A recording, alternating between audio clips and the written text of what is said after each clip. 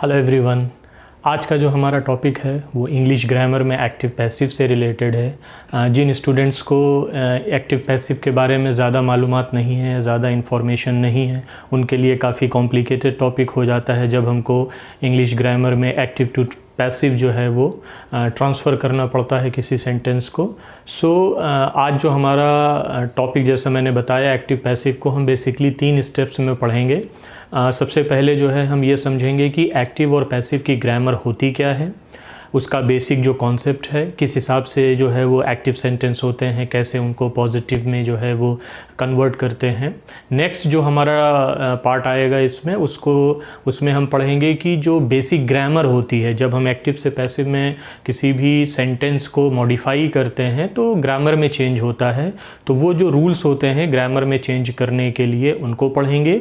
और third part में जो है वो हम कुछ एग्जाम्पल्स के तौर पे इनमें जो कॉम्पिटिटिव एग्ज़ाम के लिए, या आप कह लीजिए कि जो इनकी डिटेल एक जहाँ पे हमसे ज़्यादातर मिस्टेक्स होती हैं तो उनको जो है वो सॉर्ट आउट करने की कोशिश करेंगे वहाँ पर। आज का जो हमारा टॉपिक है एक्टिव पैसिव की इंग्लिश ग्रामर में, उसमें बेसिकली हम 3 पार्ट में इसको कवर अप करेंगे। ओके, आज जो हमारा पहला पार्ट है इसमें हम पहले सबसे पढ़ेंगे जो एक्टिव और पैसिव का जो है जो कॉन्सेप्ट है कि क्या एक्टिव होता है, क्या पैसिव होता है, किस हिसाब से इसमें सेंटेंसेस होते हैं, चाहे वो अफर्मेटिव हो, नेगेटिव हो या क्वेश्चन के सेंटेंसेस हो। उससे रिलेटेड हम आज यहाँ पर बात करेंगे। Okay, so let's start. Active passive को समझने के लिए आपको पता है ये 2 फॉर्म है, एक्टिव और पैसिव। एक्टिव की ग्रामर अलग होती है और पैसिव की ग्रामर अलग होती है। अगर आपको पैसिव पढ़ना है तो सबसे पहले आपको एक्टिव को समझना ज़रूरी है कि एक्टिव ग्रामर क्या होती है, फिर उसके बाद आपको पैसिव का आइडिया लगेगा कि ओके ये चीज़ पैसिव होती है। ठीक है, सबसे पहले हम एक्टिव ग्रामर की बात करते हैं इंग्लिश ग्रामर में। देखें, जो एक्टिव ग्रामर होती है उसी को हम क्या बोलते हैं, टेंस बोलते हैं। आपको पता है हमने इससे पहले भी जो है वो अपने टेंस की सीरीज़ में प्रेजेंट, पास्ट और फ्यूचर में सिंपल, प्रोग्रेसिव, परफेक्ट और परफेक्ट प्रोग्रेसिव की ग्रामर पढ़ी। टेंस आपको पता है, टेंस बेसिकली हमारे पास 3 होते हैं, present, past and future. Right, present, past, future में हमने जो, जैसा कि मैंने अभी बताया, इसमें हम पढ़ते हैं 4 तरीके की ग्रामर। पहला होता है सिंपल, दूसरा होता है प्रोग्रेसिव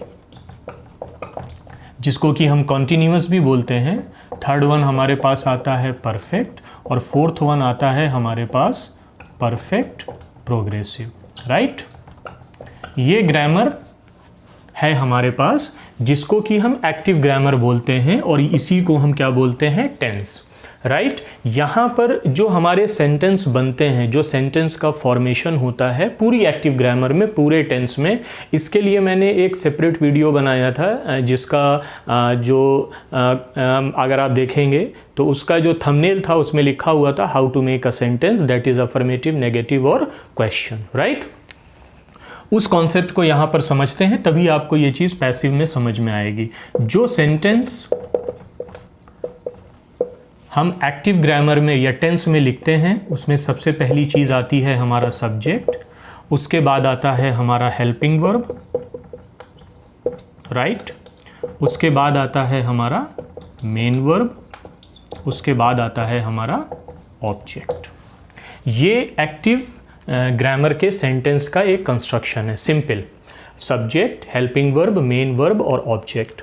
जो हमारा सब्जेक्ट होता है, मैं रिवाइज कर रहा हूँ एक्टिव ग्रामर को, नहीं तो आपको पैसिव समझ में नहीं आएगा, पहली चीज़। दूसरी चीज़ ये है, अगर आपको इसके बारे में, ये जो मैं पढ़ा रहा हूँ अभी फ़िलहाल यहाँ पर, इसकी डिटेल इन्फॉर्मेशन सेपरेट जो है वो वीडियोज़ हैं, आप चेक कर सकते हैं टेंस की सीरीज़ में। राइट, जो प्लेलिस्ट में जा कर के आप टेंस देखेंगे तो वहाँ पर ये सारी इन्फॉर्मेशन डिटेल में ऑलरेडी मौजूद है। सब्जेक्ट जो होता है वो लिविंग होता है और डूअर होता है। इसको आप 2 तरीके से कह सकते हैं कि एक्टिव ग्रामर में जो सब्जेक्ट होता है जिससे कि आप अपना सेंटेंस स्टार्ट करते हो वो लिविंग हो सकता है या कि डूअर हो सकता है। डूअर का मतलब इस सेंटेंस में जो काम कर रहा है। फॉर एग्जाम्पल, अगर मैं आपसे बोलूँ I am going to school, I am going to school, so इस सेंटेंस में काम कौन कर रहा है, आई, मैं, वो यहाँ पर होगा। राइट, सो ये चीज़ हो गई। हेल्पिंग वर्ब आपको पता है, जैसे कि is am are was were has have do does did, इस तरीके के जो वर्ड्स हैं वो हमारा हेल्पिंग वर्ब के कॉन्सेप्ट में आते हैं। मेन वर्ब आपको पता है, जो मेन वर्ब्स होती हैं स्लीप, गो, ड्रिंक, ईट, इस तरीके से। और ऑब्जेक्ट जो कि इंफॉर्मेशन होता है पर्टिकुलर इस मेन वर्ब या सब्जेक्ट का, राइट, जहाँ पर हमारा एडवर्ब, एडजेक्टिव या अदर वर्ड्स जो होते हैं इस जगह पर, प्रीपोजिशंस इस जगह पर सारे आते हैं। तो ये मेन कंस्ट्रक्शन होता है किसी भी सेंटेंस का एक्टिव ग्रामर में। अभी मैं आपको जो इंफॉर्मेशन दे रहा हूँ वो एक्टिव ग्रामर की दे रहा हूँ। Okay, subject, helping verb, main verb और ऑब्जेक्ट। यहाँ पर जैसा कि मैंने बताया सेंटेंस जो है वो 3 तरीके के होते हैं, पॉजिटिव, नेगेटिव और क्वेश्चन, राइट, जिसको कि आप कह सकते हैं कि अफर्मेटिव या पॉजिटिव, नेगेटिव और क्वेश्चन। इसके लिए मैंने एक छोटा सा रूल आपको बताया था कि इंग्लिश ग्रामर में स्पेशली टेंस में कैसे आप पॉजिटिव से नेगेटिव और नेगेटिव से क्वेश्चन या पॉजिटिव से क्वेश्चन कैसे बनाते हैं, उसको मैं बता देता हूं आपको। कि जैसे कि मान लीजिए कि आपके पास ये एक सेंटेंस है, अगर आपको इस अफर्मेटिव, ये एक पॉजिटिव सेंटेंस है, राइट, ये एक क्या है, पॉजिटिव सेंटेंस है। अगर आपको इसको नेगेटिव बनाना है तो आपको अपनी हेल्पिंग वर्ब के बाद क्या लिखना पड़ेगा, नॉट। अभी मैं एग्जांपल से आपको समझा देता हूं तो आपको समझ में आ जाएगा। अगर आपको इसी सेंटेंस को, अगर आप इसको छुपा लें और इस सेंटेंस को subject, helping verb, main verb और ऑब्जेक्ट, अगर आपको इसको क्वेश्चन बनाना है तो आपको सिंपली अपनी हेल्पिंग वर्ब को कहाँ रखना पड़ेगा, सब्जेक्ट के पहले, तो वो आपका क्या बन जाएगा, क्वेश्चन बन जाएगा, राइट। ये जो है हेल्पिंग वर्ब के बाद अगर आप अपना नॉट लिखते हैं तो ये नेगेटिव का सेंटेंस हो जाएगा, और अगर इसी हेल्पिंग वर्ब को आप सब्जेक्ट के पहले लिखते हैं तो ये आपका क्वेश्चन हो जाएगा। एग्जाम्पल से समझते हैं इस चीज़ को। फॉर एग्जाम्पल, अगर आपने बोला यू, बहुत छोटा सा एक एग्जाम्पल ले रहा हूँ सिंपल सा, ताकि आपको इजीली समझ में आ जाए। You are going to school, right, ये हमारा एक पॉजिटिव सेंटेंस है। You are going to school, present progressive या प्रेजेंट कंटिन्यूअस की ग्रामर है ये, you are going to school. अगर आपको इसी सेंटेंस को नेगेटिव बनाना है, मैंने अभी आपको क्या बताया, पॉजिटिव सेंटेंस में आपको क्या करना है, अगर आपको पॉजिटिव सेंटेंस को नेगेटिव बनाना है तो सिंपली हेल्पिंग वर्ब के बाद, हेल्पिंग वर्ब हमारी कहाँ पे है, ये है, इसके बाद हमें क्या लिखना पड़ेगा, नॉट, तो वो सेंटेंस आपका नेगेटिव बन जाएगा। तो ये कंस्ट्रक्शन कैसे हो जाएगा, you are not going to school. ये सेंटेंस आपका क्या हो गया, ये हमारा पॉजिटिव सेंटेंस था, ये हमारा नेगेटिव सेंटेंस हो गया।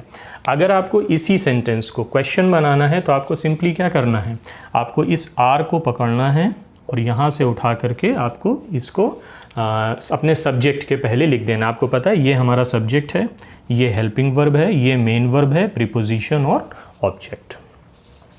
अब इसको अगर क्वेश्चन बनाएंगे तो ये कैसे बन जाएगा, अगर आपने आर को उठा करके सब्जेक्ट के पहले लिखा, are you going to school, question है तो हमारा लास्ट में क्वेश्चन मार्क आएगा।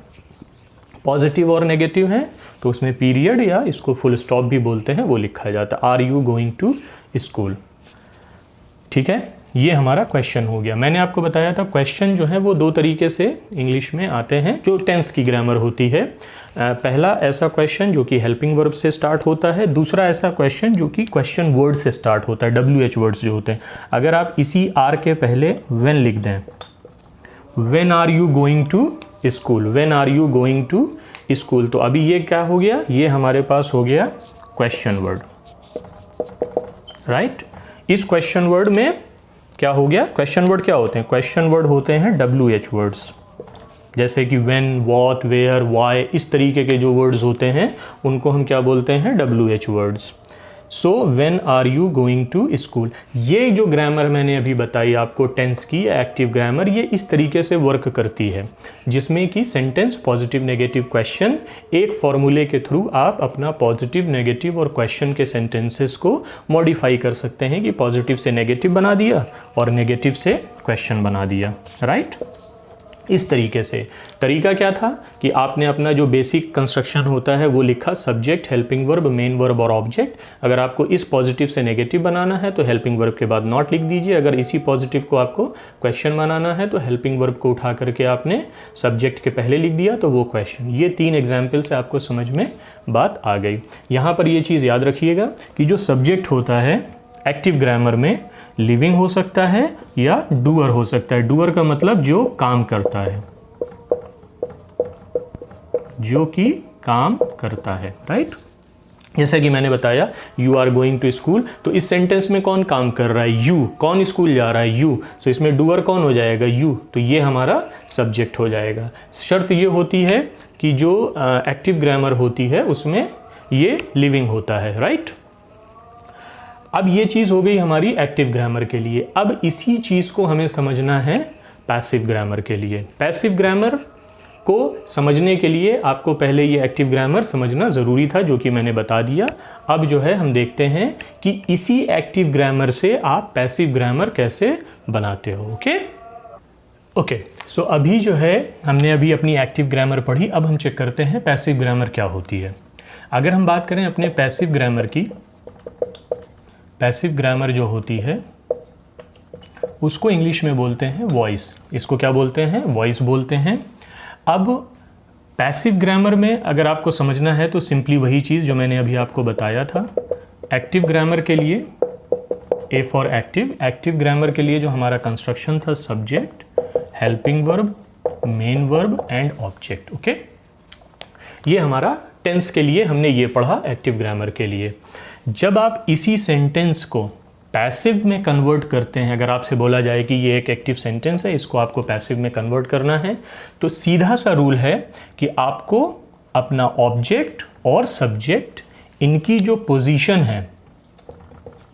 पोजीशन है इसको एक्सचेंज करना है। अगर आप इनकी पोजीशन को एक्सचेंज करेंगे तो ये सेंटेंस का जो लिखेंगे, कैसे लिखेंगे, अगर आप इसी चीज़ को पैसिव में कन्वर्ट करेंगे तो मैंने क्या बताया आपको, सिंपली सब्जेक्ट और ऑब्जेक्ट की पोजीशन को कन्वर्ट कर देना है, एक्सचेंज कर देना है। तो जहाँ पर सब्जेक्ट लिखा था वहाँ पर ऑब्जेक्ट लिख देंगे, जहाँ पर ऑब्जेक्ट लिखा था वहाँ पर सब्जेक्ट लिख देंगे। अब ये कैसे बनेगा, अगर इस तरीके से हम देखेंगे तो सबसे पहले आएगा हमारा ऑब्जेक्ट, उसके बाद हेल्पिंग वर्ब, राइट, उसके बाद मेन वर्ब। अब यहाँ पर आपको याद रखना है कि मेन वर्ब जो है वो हमेशा पैसिव ग्रामर में थर्ड फॉर्म आती है, पास्ट पार्टिसिपल के फॉर्म में आती है। आपको पता है, मैंने पहले भी बताया है आपको कि वर्ब जो है इंग्लिश ग्रामर में 5 तरीके की होती हैं, verb 1, verb 2, verb 3, verb 4 and verb 5। जैसे कि आपको पता है वर्ब 1 जो कि सिंपल फॉर्म होती है, बेस फॉर्म होती है। वर्ब 2 जो होती है वो पास्ट के लिए आती है, पास्ट सिंपल के लिए। वर्ब 3 जो है वो पास्ट पार्टिसिपल जो कि परफेक्ट फॉर्म के लिए आती है। और वर्ब 4 जो होती है वर्ब विद एस और ई एस जो कि प्रेजेंट सिंपल में लिखा जाता है। और वर्ब 5 जो होती है वर्ब की आईएनजी फॉर्म में आता है जो कि कंटिन्यूअस या प्रोग्रेसिव की ग्रामर में लिखा जाता है। Okay, so object, helping verb, main verb. मैंने आपको बताया मेन वर्ब आपकी हमेशा, इसमें कोई चेंज नहीं होता है। एक्टिव ग्रामर में जब आपने टेंस पढ़ा था तो वहाँ पर आपने देखा था कि वो आईएनजी फॉर्म में हो सकता है, वर्ब 2 फॉर्म में हो सकता है, वर्ब 1 फॉर्म में हो सकता है, वर्ब विद एस और ई एस हो सकता है। But in passive grammar, passive में जो है मेन वर्ब हमेशा वर्ब की थर्ड फॉर्म में आती है, दैट इज पास्ट पार्टिसिपल। अब अगर आपको क्या बचा, हमारे पास सब्जेक्ट बचा। इस सब्जेक्ट को जब आप ऑब्जेक्ट की पोजीशन में लिखेंगे तो पहले लिखेंगे बाई, उसके बाद आपका सब्जेक्ट आता है। इस तरीके से ये फॉर्म बनती है आपकी पैसिव ग्रामर के लिए। पैसिव में क्या होता है, हमने कुछ नहीं किया, हमने सिंपली इस सब्जेक्ट को उठा करके यहाँ लिख दिया और इस ऑब्जेक्ट को उठा करके सब्जेक्ट की पोजीशन में लिख दिया और मेन वर्ब को थर्ड फॉर्म में लिख दिया। तो ये हमारा जो है वो पैसिव सेंटेंस इस तरीके से बन जाता है फ्रॉम एक्टिव। एक्स्ट्रा चीज़ जो हमने लिखी है वो ये बाई लिखी है और वर्ब की थर्ड फॉर्म लिखी। ये 2 चीज़ें हमारी मॉडिफाइड हैं पैसिव ग्रामर में। ओके, ये समझ में आ गया। अब इसमें यहाँ से देखिए जो ऑब्जेक्ट अब लिखेंगे, अभी मैंने आपको बताया ऑब्जेक्ट जो है वो नॉन डूअर होता है या नॉन लिविंग, नॉन डूअर या नॉन लिविंग। ऑब्जेक्ट जो है वो नॉन डूअर हो सकता है, जिसमें कि मतलब वो उस पर्टिकुलर सेंटेंस में काम नहीं कर रहा है, और नॉन लिविंग हो सकता है मतलब वो बेजान है, दैट इज़ कोई चीज़ है, राइट।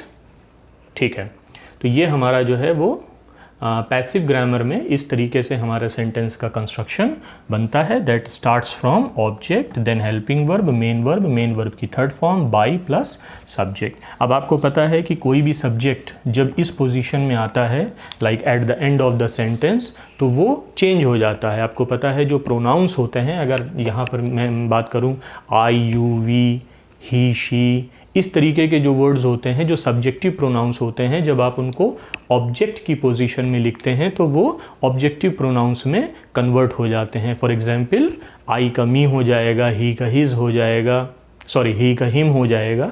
इस तरीके से अगर आपको इसकी डिटेल देखनी है तो आप जो है वो प्रोनाउन का जो वीडियो है उसको चेक कर सकते हैं, उसमें आपको पूरी डिटेल वहाँ पे मिल जाएगी कि कैसे सब्जेक्टिव प्रोनाउन को जब हम ऑब्जेक्टिव प्रोनाउन में कन्वर्ट करते हैं तो वो किस हिसाब से लिखे जाते हैं, राइट। ये आपको समझ में आ गया। ये होता है पैसिव ग्रामर में, कि इसको मैं रिवाइज कर देता हूँ। पैसिव ग्रामर क्या हुआ, इसको हम इंग्लिश में वॉइस बोलते हैं।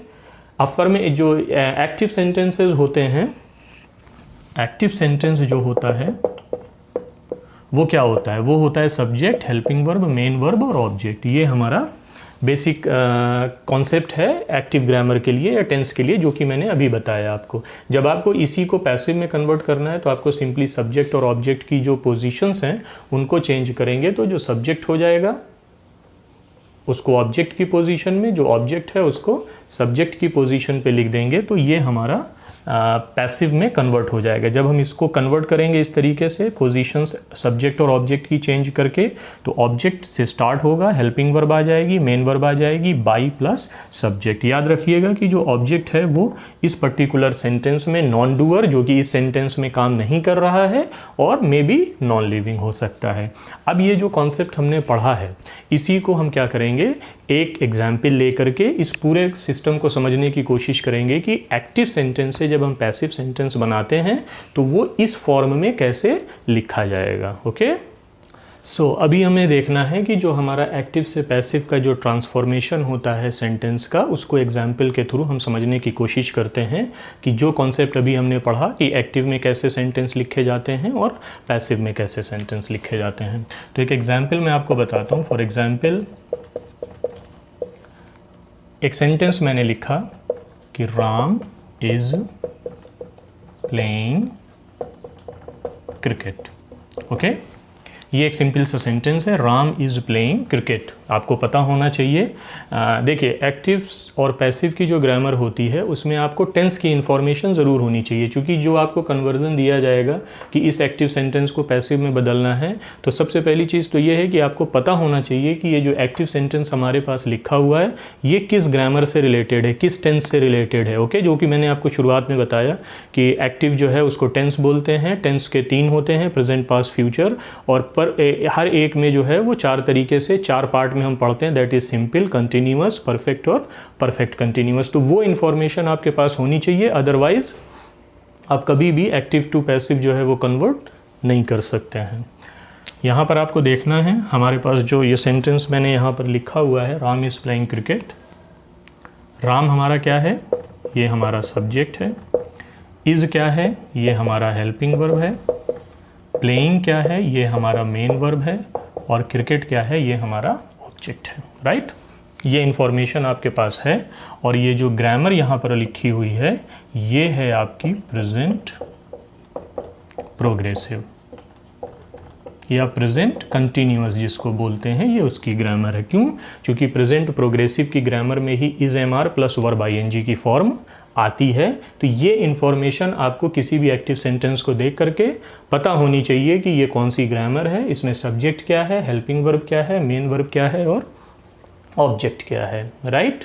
अब हमें इस एक्टिव सेंटेंस को, ये हमारा कैसा सेंटेंस था, एक्टिव सेंटेंस था। क्यों? क्योंकि इसकी जो स्टार्ट है वो सब्जेक्ट से हो रही है, तो ये हमारा एक्टिव सेंटेंस हुआ। अब इसी एक्टिव सेंटेंस को जब हमें पैसिव में कन्वर्ट करना है तो आप कैसे करेंगे? मैंने क्या बताया आपको, सब्जेक्ट और ऑब्जेक्ट, मैं लिख देता हूं ताकि कंफ्यूजन ना हो। सब्जेक्ट और ऑब्जेक्ट की जो पोजीशन है उसको एक्सचेंज करेंगे और मेन वर्ब जो है उसकी थर्ड फॉर्म हम लिखेंगे, ये चीज़ है। ओके, तो अब इसको हम कैसे लिखेंगे? राम इज प्लेइंग क्रिकेट, सबसे पहले आप अपना ऑब्जेक्ट लेंगे पैसिव ग्रामर में। ऑब्जेक्ट हमारा क्या है? क्रिकेट है, तो क्रिकेट। अब हमारे पास क्या आएगा? Helping verb. अभी मैंने आपको ये नहीं बताया है कि प्रेजेंट प्रोग्रेसिव की ग्रामर को कैसे कन्वर्ट करते हैं। मैंने आपको शुरू में बताया कि एक्टिव पैसिव के जो हम पढ़ेंगे वो बेसिकली 3 पार्ट में पढ़ेंगे। पहला तो ये जो बेसिक इन्फॉर्मेशन मैं आपको दे रहा हूँ कि एक्टिव क्या होता है, पैसिव क्या होता है, कैसे जो है वो सेंटेंस कन्वर्ट होता है, सब्जेक्ट का क्या रोल होता है, ऑब्जेक्ट का क्या रोल होता है। ओके, सेकेंड पार्ट में हम पढ़ेंगे कि किसी टेंस को जो है वो कैसे हम कन्वर्ट करते हैं एक्टिव से पैसिव बनाने में। तो उस पार्ट को रहने दीजिए जो मैंने अभी बताया आपको कि हेल्पिंग वर्ब हम क्या लिखेंगे। तो यहाँ पर आ जाएगा क्रिकेट इज बीइंग। अब ये इज बीइंग जो है ये जब आप टेंस को कन्वर्ट करते हैं एक्टिव और पैसिव में तो ये उसका रूल है कि इज और बीइंग। ओके, बात आती है ये हमारा हेल्पिंग वर्ब हो गया। मेन वर्ब किस फॉर्म में आएगी? दैट इज थर्ड फॉर्म, और प्ले की थर्ड फॉर्म होती है played. Cricket is being played.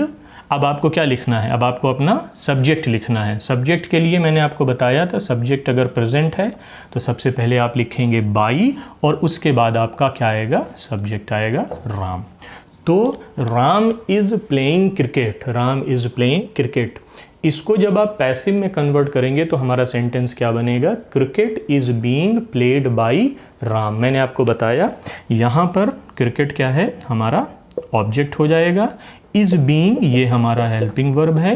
Played जो कि वर्ब की थर्ड फॉर्म है, ये मेन वर्ब है हमारा। बाई प्लस राम जो कि हमारा सब्जेक्ट है। राइट, ये सिंपल सी चीज़ है, आपको समझ में आ गई होगी अगर आपने शुरू से जो है वो इसको अगर शुरू से आप फॉलो कर रहे हैं ये इस वीडियो को तो आपको ये समझ में आ गया होगा। यहाँ पे सिर्फ एक चीज़ आपके लिए प्रॉब्लमेटिक है, दैट इज बीइंग, जो कि हम एक्टिव पैसिव के पार्ट 2 में समझेंगे जब हम ये चेक करेंगे कि ग्रामर कैसे चेंज होती है from active to passive. Okay, अभी जो मैं बता रहा हूँ आपको ये सिंपली सेंटेंस कैसे बनते हैं वो चीज़, जो बेसिक कॉन्सेप्ट होता है एक्टिव और पैसिव का। सो होप ये चीज़ आपको यहाँ पर समझ में आ गई होगी कि कैसे जो है वो एक एक्टिव सेंटेंस को हम पैसिव में कन्वर्ट करते हैं। हमने कुछ नहीं किया, हमने सब्जेक्ट की जगह पे ऑब्जेक्ट और ऑब्जेक्ट की जगह पे सब्जेक्ट को लिखा है। राइट, अभी तो ये एक सिंपल सा पॉजिटिव सेंटेंस था, अफर्मेटिव सेंटेंस था, जिसको कि मैंने आपको बताया कि कैसे इसको कन्वर्ट करते हैं।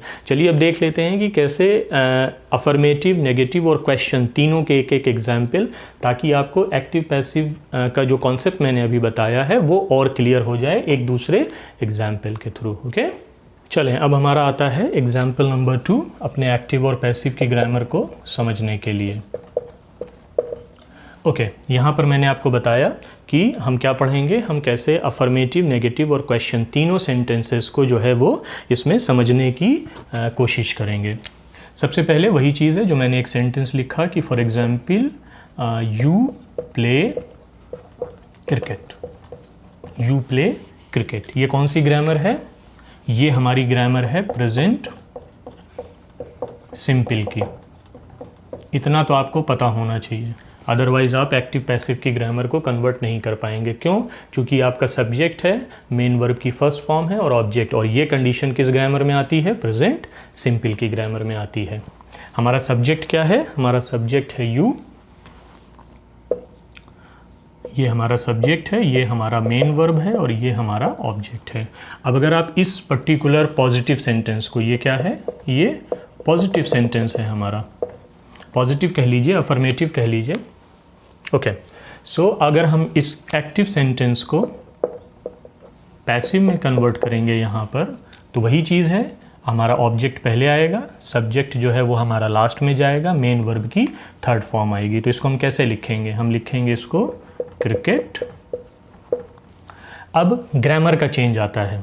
ग्रामर का चेंज, सिंपल जो है वो ये किस चीज़ की ग्रामर है? प्रेजेंट सिंपल की ग्रामर है। तो मैंने अभी आपको जैसा बताया कि जो ग्रामर का चेंज है वो हम सेकंड पार्ट में समझने की कोशिश करेंगे कि कौन सी ग्रामर किस उसमें एक्सचेंज होती है। तो यहाँ पर हम लिख देंगे इज़। अब ये इज़ कहाँ से आया? वही चीज़ है जो मैं अभी आपको थोड़ी देर के बाद या नेक्स्ट पार्ट में बताऊँगा। अब उसके बाद आती है मेन वर्ब। मेन वर्ब आपको पता है ये थर्ड फॉर्म आएगी, प्लेड। और अगर आपको अपना सब्जेक्ट इन्वॉल्व है तो आप पहले बाय लिखेंगे और उसके बाद आप अपना सब्जेक्ट लिखेंगे। तो अगर आपको इसको जो है यू प्ले क्रिकेट, इसको आपको पैसिव सेंटेंस बनाना है तो कैसे बनेगा? Cricket is played by you. अगर आपके पास एक नेगेटिव सेंटेंस है, मान लीजिए अगर आपके पास कोई नेगेटिव सेंटेंस है और एक्टिव फॉर्म में है, इसी सेंटेंस को हम नेगेटिव बना लेते हैं। फॉर एग्जाम्पल आपने बोला you do not play cricket, you do not play cricket. ये हमारा नेगेटिव सेंटेंस हो गया, जहाँ पर ये हमारा क्या है? सब्जेक्ट है, ये हमारा हेल्पिंग वर्ब है, ये हमारा मेन वर्ब है और ये हमारा ऑब्जेक्ट है। अगर हम इसी सेंटेंस को पैसिव में बनाएं, अगर हम पैसिव की ग्रामर में इसको कन्वर्ट करेंगे तो ये कैसे बन जाएगा? वही चीज़ है, आप अपना ऑब्जेक्ट इधर लेकर के आइए, दैट इज़ क्रिकेट इज़, जो कि ग्रामर चेंज हुआ है तो यहाँ पर इज़ आएगा। क्यों? चूँकि ये प्रेजेंट सिंपल की ग्रामर है। इज़ नॉट, सिंपली आपको कुछ नहीं करना है।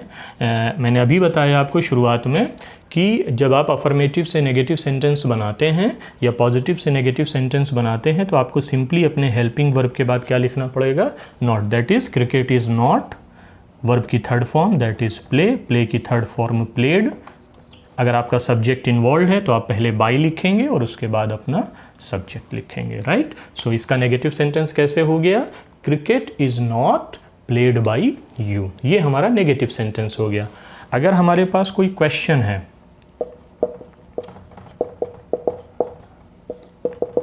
अगर हमारे पास क्वेश्चन है और क्वेश्चन का एक्टिव पार्ट है तो इसी सेंटेंस को हम क्या करेंगे? एक क्वेश्चन बना लेते हैं।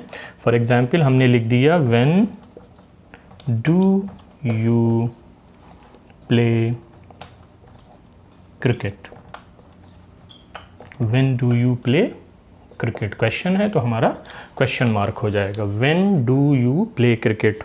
आपको पता है यहाँ पर व्हेन जो है ये हमारा क्वेश्चन वर्ड है, डू जो है वो हेल्पिंग वर्ब है, यू हमारा सब्जेक्ट है, प्ले जो है वो मेन वर्ब है और क्रिकेट हमारा ऑब्जेक्ट है, राइट। अब हमें इसको पैसिव बनाना है तो सिंपली हमें क्या करना पड़ेगा? जैसा कि हम अभी कर रहे हैं उसी तरीके से इसको करेंगे। हमारा क्वेश्चन ऑब्जेक्ट जो है वो पहले आएगा, सब्जेक्ट और ऑब्जेक्ट की पोजीशन, मतलब जहाँ पर ये लिखा है वहाँ पर क्रिकेट आ जाएगा और जहाँ पर क्रिकेट लिखा है वहाँ पर क्या आ जाएगा? यू आ जाएगा। तो इसको ऐसे ही शुरू करते हैं, स्टार्ट फ्रॉम व्हेन। अब आपको पता है हेल्पिंग वर्ब आएगी, यहाँ पर डू है जो कि कन्वर्ट होगी किस में? इज़ में। ये हमारा नेक्स्ट पार्ट है, इसको समझेंगे वहाँ पर। व्हेन इज़, अब क्या आएगा? यू की जगह हमें क्या लिखना है? क्रिकेट। व्हेन इज़ क्रिकेट, अब हमारा मेन वर्ब आ जाएगा जो कि प्ले है, प्ले की थर्ड फॉर्म आएगी that is played by. When is cricket played by you, जो कि ऑब्जेक्ट की पोजीशन पे हमारा क्या लिखा है? हमने सब्जेक्ट लिखा है। सो ये हमारा जो है वो तीन तरीके के सेंटेंसेस को मैंने पॉजिटिव, नेगेटिव और क्वेश्चन के सेंटेंसेस को कन्वर्ट करके बताने की कोशिश या समझाने की कोशिश की है कि कैसे एक्टिव से पैसिव की ग्रामर बनती है, राइट। एग्जाम्पल 2 में हमने यही देखा कि एक पॉजिटिव है, एक नेगेटिव है और एक क्वेश्चन है, उनका एक्टिव पैसिव। मेन चीज़ हमारी यहाँ पर ये होती है, अगर आपको कन्वर्जन समझना है ग्रामर का, आपको ये चीज़ ज़रूर पता होनी चाहिए कि जो एक्टिव का सेंटेंस है आपको देखते ही समझ में आ जाना चाहिए कि ये जो एक्टिव सेंटेंस है ये किस पर्टिकुलर ग्रामर का मतलब टेंस, किस टेंस से रिलेटेड है, प्रेजेंट में है, पास में है, फ्यूचर में है। उसके बाद अगर आपको ये पता है कि ओके ये प्रेजेंट है तो प्रेजेंट में भी कौन सा है, लाइक सिंपल में है, प्रोग्रेसिव में है, या परफेक्ट में है, या परफेक्ट प्रोग्रेसिव में है। सो ये चीज़ आपको ज़रूर पता होनी चाहिए, तभी आप ग्रामर सेलेक्ट कर सकते हो, टेंस सेलेक्ट कर सकते हो जब हम कन्वर्ट करते हैं from active to passive. Like यहाँ पर मैंने इज़ कैसे लिखा है, ये ग्रामर हमें पता है, चूँकि प्रेजेंट सिंपल है इसलिए यहाँ पर इज़ आया। ओके, सो ये हो गया हमारा एक्टिव पैसिव में। अभी तक जो हमने पढ़ा है कि सबसे पहले हमने देखा कि एक्टिव ग्रामर क्या होती है, फिर हमने देखा कि पैसिव ग्रामर क्या होती है, उसके बाद हमने उनके सेंटेंसेस का कंस्ट्रक्शन देखा कि एक्टिव ग्रामर में जो सेंटेंस होते हैं वो कैसे लिखे जाते हैं, पैसिव ग्रामर जो होती है उसमें सेंटेंसेस कैसे लिखे जाते हैं। हमने 2 एग्जाम्पल लेकर के आपको यहाँ पर हमने डिस्कस किया है कि कैसे सिंपली पॉजिटिव, नेगेटिव और क्वेश्चन का जो सेंटेंस होता है उसको आप एक्टिव से पैसिव, एक्टिव से पैसिव और एक्टिव से पैसिव में कन्वर्ट कर सकते हैं। तीनों एग्जाम्पल से आपको ईजिली समझ में आ गया होगा। अगर आप कॉन्सेप्चुअल चलेंगे, आप अगर कॉन्सेप्ट के साथ चलेंगे, स्टेप बाय स्टेप समझेंगे उस चीज़ को, तो बहुत ईजी ग्रामर है। इसमें सच ऐसा कुछ नहीं है, चूँकि हम पढ़ते नहीं हैं लाइक स्टार्ट फ्रॉम ज़ीरो करके, तो हमें जो है वो बड़ा कन्फ्यूज़न हो जाता है। जैसा कि मैंने अभी आपको सिंपली इतना बताया है कि एक्टिव और पैसिव ग्रामर का कॉन्सेप्ट क्या होता है, मैंने अभी आपको ये नहीं बताया कि हेल्पिंग वर्ब कैसे चेंज होती है एक्टिव से पैसिव ग्रामर में। ओके, अब हमारा जो इसमें एक और पॉइंट है जो कि समझाना ज़रूरी है, तो उसको लेके चलते हैं और उसके बाद जो है वो इस वीडियो को वहीं पर ख़त्म करेंगे और नेक्स्ट पार्ट में मैं आपको बताऊंगा कि ये जो ग्रामर का चेंज होता है एक्टिव टू पैसिव वो किस तरीके से सारे टेंस में होता है। ओके, सो इसका लास्ट पार्ट है जिसको हम डायरेक्ट पैसिव कहते हैं, उसको समझने की कोशिश करते हैं। ये हमारा लास्ट पार्ट है आज के वीडियो में, दैट इज़ डायरेक्ट पैसिव। हमने अभी तक पढ़ा है एक्टिव पैसिव। एक्टिव पैसिव का पूरा कॉन्सेप्ट हमने देखा है। होप कि आपको समझ में आया होगा कि एक्टिव सेंटेंसेस क्या होते हैं, पैसिव सेंटेंसेस क्या होते हैं, जब हम उनको कन्वर्ट करते हैं तो क्या क्या चीज़ें हैं हमें मालूम होनी चाहिए और उसको किस हिसाब से हम सेंटेंस अपना पैसिव में लिखते हैं। ये लास्ट पार्ट है। इसमें लास्ट पार्ट में हम देखेंगे कि डायरेक्ट पैसिव क्या होता है। डायरेक्ट पैसिव कुछ नहीं है, सिंपली ऐसे sentences, a passive sentence which does not have subject at last followed by। आपको पता है, मैंने अभी आपको बताया है कि पैसिव सेंटेंस आप कैसे लिखेंगे, object, helping verb, main verb, by plus आपका सब्जेक्ट। ये हमारा पैसिव सेंटेंस का कंस्ट्रक्शन होता है। यहाँ पर ये जो पार्ट है, अगर किसी पैसिव सेंटेंस में बाई फॉलोड बाई सब्जेक्ट ये अगर आपका नहीं है तो उसी को हम क्या बोलते हैं, डायरेक्ट पैसिव बोलते हैं। इसी को मैंने लैंग्वेज में यहाँ लिखा हुआ है कि अ passive sentence which does not have subject at last followed by कि मतलब अगर कोई पैसिव सेंटेंस आपने बनाया या लिखा है जिसमें कि लास्ट में बाई प्लस सब्जेक्ट नहीं है तो उस पैसिव सेंटेंस को हम क्या बोलते हैं, डायरेक्ट पैसिव बोलते हैं। उसके कुछ एग्जाम्पल्स मैंने यहाँ पर लिखे हुए हैं, होप कि उससे आपको समझ में आ जाएगा। आई am tired, You are beaten, I am taught, the light is switched on। आप देखेंगे ओके, यहाँ पर कोई भी ऐसा concept like by plus subject वाला नहीं है, तो इसको हम क्या बोलेंगे, डायरेक्ट पैसिव बोलेंगे। आई एम टायर्ड, मैं थका हुआ हूँ। यहाँ से आपको ये नहीं पता चलेगा कि मैं किस लिए थका हूँ, रीज़न क्या है, राइट, या कौन उस पर्टिकुलर काम को कर रहा है जिसकी वजह से मैं थक रहा हूँ। या यू आर बीटेन, इस सेंटेंस से आपको ईजिली समझ में आ जाएगा। अगर मैं कहूँ यू आर बीटेन, इस सेंटेंस से आपको ये नहीं पता चलेगा कि डूअर कौन है, कौन मार रहा है। लाइक यू आर बीटेन, आपको मार पड़ी, आपको मार पड़ी, किसने मारा हमें नहीं पता। आई एम टॉट, मुझे पढ़ाया गया या मुझे पढ़ाया गया, सिखाया गया, किसने पढ़ाया हमें नहीं पता इस सेंटेंस से। तो कोई भी ऐसा सेंटेंस जिसमें कि डूअर जो है वो एब्सेंस होता है, उसकी इन्फॉर्मेशन आपको उस पर्टिकुलर सेंटेंस से नहीं मिल रही है, तो वो क्या होता है, वो पैसिव सेंटेंस होता है। मैंने शुरुआत में आपको बताया पैसिव सेंटेंस क्या होते हैं। तो इन सेंटेंस से आपको for example light is switched on, जो लाइट है हमारी उसको स्विच ऑन किया गया। अब किसने किया, इस सेंटेंस से वो इन्फॉर्मेशन हमें नहीं मिली, तो ये सेंटेंस कैसा होता है, पैसिव सेंटेंस होगा, क्योंकि इसमें बाई और उसके बाद जो सब्जेक्ट है कि किसने किया, किसने पढ़ाया, किसकी वजह से मैं थक गया या किसने मुझे मारा, ये इंफॉर्मेशन नहीं है, तो इसको हम क्या बोलेंगे, direct passive. So simply direct passive क्या होता है कि कोई भी ऐसा पैसिव सेंटेंस जिससे कि आपको जो बाई प्लस सब्जेक्ट का जो कॉन्सेप्ट है एट लास्ट वो एब्सेंट होता है, इस वजह से उसको हम क्या बोलते हैं, डायरेक्ट पैसिव। इनके एग्जाम्पल यहाँ पर मैंने लिख दिए हैं, I am tired, you are beaten, I am taught, the light is switched on. Okay, so hope ये चीज़ आपको समझ में आ गई होगी। एक छोटा सा कॉन्सेप्ट है, ऐसा कुछ इसमें बहुत ज़्यादा समझने वाली बात नहीं है, सिंपली बाई प्लस सब्जेक्ट नहीं होता है इस तरीके के सेंटेंसेस में। तो वैसे जो पैसिव सेंटेंस बनेगा उसको हम क्या बोलते हैं, डायरेक्ट पैसिव। एक बहुत इंपॉर्टेंट नोट है यहाँ पर जो कि मैंने लिखा है, और इसी टॉपिक को समझ करके ये वीडियो यहीं पर ख़त्म करते हैं।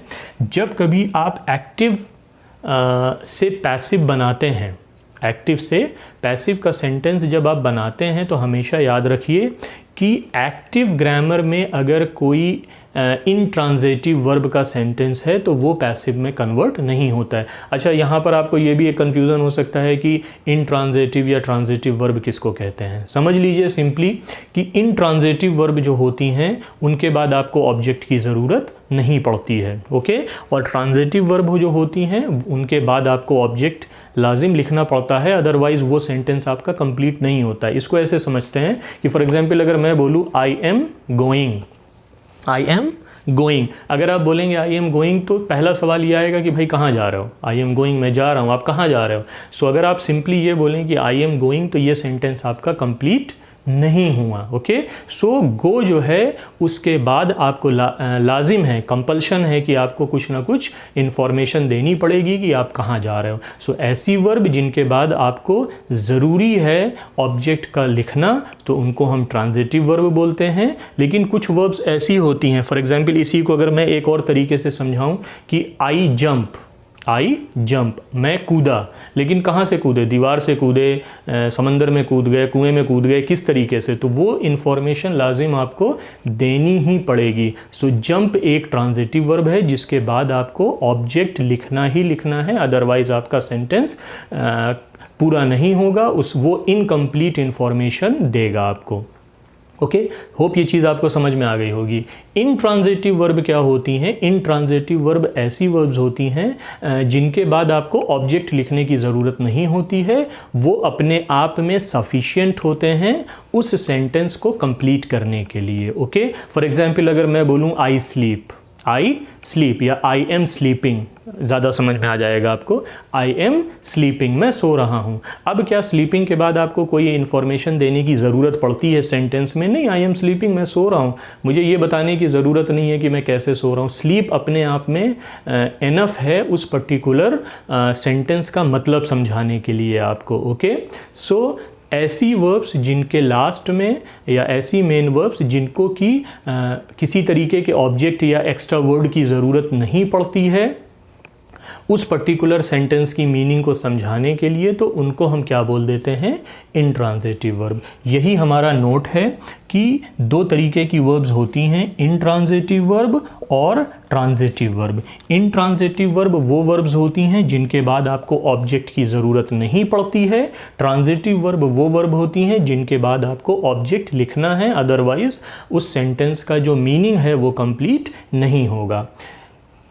एक्टिव पैसिव में इनका क्या रोल है? एक्टिव पैसिव में सिंपली ये रोल होता है ट्रांजिटिव और इनट्रांजिटिव वर्ब का, कि अगर एक्टिव का जो सेंटेंस है वो इनट्रांजिटिव वर्ब से बना हुआ है तो आप उसको पैसिव में कन्वर्ट नहीं करेंगे या नहीं कर सकते हैं। इसी तरीके से आप सिंपली अगर आपका एक्टिव सेंटेंस जो है वो ट्रांजिटिव वर्ब से बना हुआ है तभी आप उसको पैसिव में कन्वर्ट करेंगे। अच्छा, एग्जाम्पल क्या होते हैं इन ट्रांजिटिव वर्ब के, वो मैंने यहाँ नीचे लिखे हुए हैं, live, die, laugh, cry, run, sleep, stand, sit etcetera. इसके अलावा भी होती हैं, ऐसा नहीं है कि बस इतनी ही है।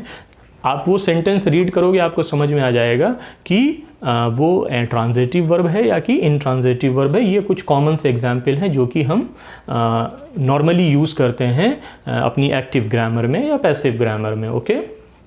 सो मैंने क्या बताया इस नोट में कि अगर आपकी एक्टिव सेंटेंस में जो मेन वर्ब है वो इंट्रांजिटिव वर्ब है तो आप उसको पैसिव में कन्वर्ट नहीं करेंगे। सिंपली आप तभी करेंगे जब आपके पास मेन वर्ब एक्टिव ग्रामर में या एक्टिव सेंटेंस में ट्रांजिटिव वर्ब होती है।